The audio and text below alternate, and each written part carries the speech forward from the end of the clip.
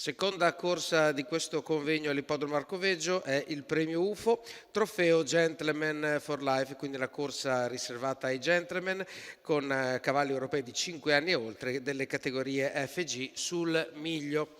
Il campo dei partenti prevede in pista 8, prevedeva in campo 8 cavalli, ma abbiamo il ritiro di Emily Matley col numero 3, per cui rimangono in 7. E andiamo a vedere il campo dei partenti, anticipando che ci sono 2-3 cavalli praticamente appoggiati, che sono il 6 di Five Star BFC, Danubio Tav e poi Amelie Pan, anche per il rapporto di scuderia. Andiamo a vedere con il numero 1 Dynasty Rishow con Carlo Bonfiglioli, il numero 2 Epico Lore con Giuseppe Viti, il numero 4 Epica Daghi con Giovanni Ghirardini, il numero 5 Danubio Tav con Massimiliano Michelotto, il 6 è Five Star BFC con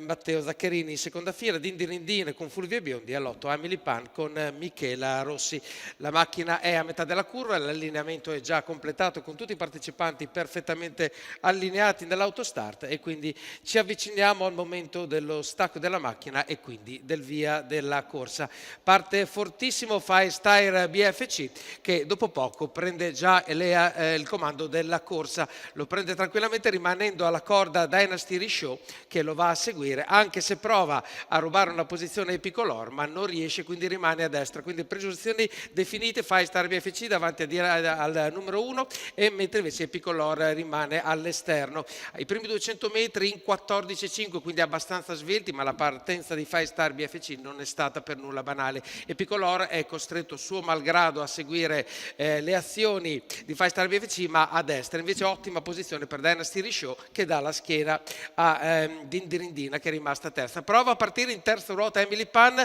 dopo un 29,6 dei primi 400 metri ed Emily Pan dà la prima scossa alla corsa, quindi completa la seconda piegata in terza ruota e poi tende a scendere per quella che è la seconda posizione alla corda,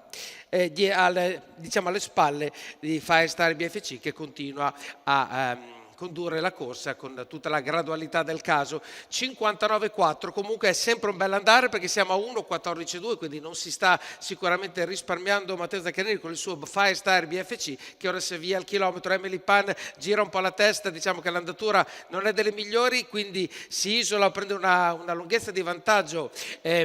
Il leader con 14,4 tempo chilometrico appunto passato questo traguardo e ora se la dà a gambe. Matteo Zaccherini incomincia a lasciare gli altri per strada, fanno fatica a seguire tutti, rimane in seconda posizione Dynasty Rishow quando entriamo a metà della curva e se n'è completamente andato Five Star BFC. 14,2 era la retta delle scuderie del parziale, ormai le lunghezze sono diventate 6-7 almeno, entriamo nella retta d'arrivo dopo un altro 14,2 di parziale importante della curva. In seconda posizione provano a giocarsela Danubio Tav e Dynasty Rishow, ma è Danubio Tav il secondo, per il primo non c'è storia, vince facile Matteo Zaccherini con Five Star BFC 1,13,1, 1,57,5 il rotolo completo per i vincitori appunto Five Star BFC con la guida di Matteo Zaccherini, al training Lamberto Barbieri per il signor Roberto Bonvicini. Five Star BFC, questo castrone di 5 anni, figlio di Zacon Joe